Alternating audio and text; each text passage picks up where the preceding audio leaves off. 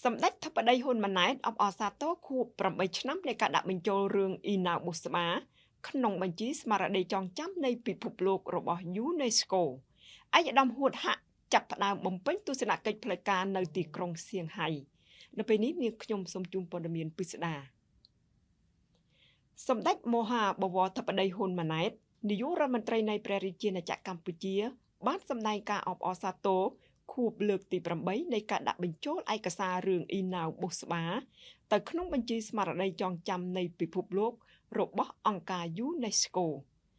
ការចុះបញ្ជីនេះបានធ្វើឡើងកាលពីថ្ងៃទី30ខែតុលាឆ្នាំ2017នៅទីក្រុងប៉ារីសប្រទេសបារាំង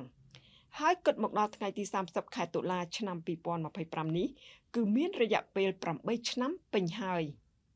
សម្ដេចធិបតីក៏បានសង្កត់ធ្ងន់ពីសារៈសំខាន់នៃការថែរក្សាកេរដំណែលដូនតាតាមរយៈសារដ៏មានន័យថា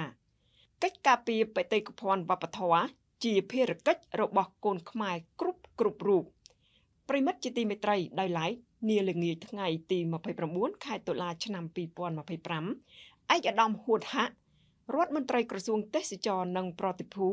បានអញ្ជើញធ្វើដំណើរចាក់ចេញពីទីក្រុងគួយលីនមកដល់ទីក្រុងសៀងហៃសាធារណរដ្ឋប្រជាមានិតចិនប្រកបដោយសុខសុវត្ថិភាពដោយមានការទទួលស្វាគមន៍យ៉ាងកក់ក្ដៅពីសំណាក់លោកងួនវិសុទ្ធអគ្គកុងស៊ុលកម្ពុជាប្រចាំនៅទីក្រុងសៀងហៃនិងតំណាងសាលាក្រុងស៊ូជើឯកឧត្តមរដ្ឋមន្ត្រីនិងដឹកនាំប្រតិភូជាន់ខ្ពស់ក្រសួងទេសចរនិងវិស័យឯកជនកម្ពុជាចូលរួមព្រឹត្តិការណ៍អន្តរជាតិដ៏ធំគឺពិព័រណ៍វប្បធម៌និងឧស្សាហកម្មការរចនាបែបច្នៃប្រឌិតស៊ូជើលើកទី14និងពិធីបុណ្យកម្ពុជានៅទីក្រុងស៊ូជើខេត្តជាងស៊ូដែលកម្ពុជាបានរៀបចំជាស្តង់ពិព័រណ៍បង្ហាញសក្តានុពលទេសចរដ៏សម្បូរបែប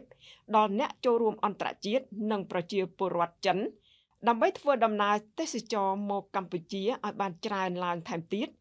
និងជាពិសេសគឺចូលរួមជំរុញកំណើនទេសចររវាងប្រទេសទាំងពីរឲ្យកាន់តែកើនឡើងក្នុងឆ្នាំ2025នេះដែលត្រូវបានកំណត់ជាឆ្នាំទេសចរកម្ពុជាចិន2025នាងខ្ញុំថារីពីព័ត៌មានខ្លីៗនៃវិទ្យុជាតិខេត្តកណ្ដាល